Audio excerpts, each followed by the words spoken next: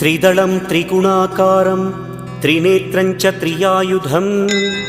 त्रिजन्म पापसंहारम् एकबिल्वं शिवार्पणम् त्रिशाखैः बिल्वपत्रैश्च अच्छिद्रैः कोमलैः शुभैः तव पूजां करिष्यामि एकबिल्वं शिवार्पणम् कोटिकन्या महादानं तिलपर्वतकोटयः काञ्चनं शैलदानेन एकबिल्वं शिवार्पणम् काशीक्षेत्रनिवासं च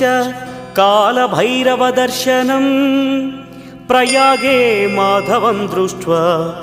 एकबिल्वं शिवार्पणम् इन्दुवारे व्रतं स्थित्वा निराहारो महेश्वर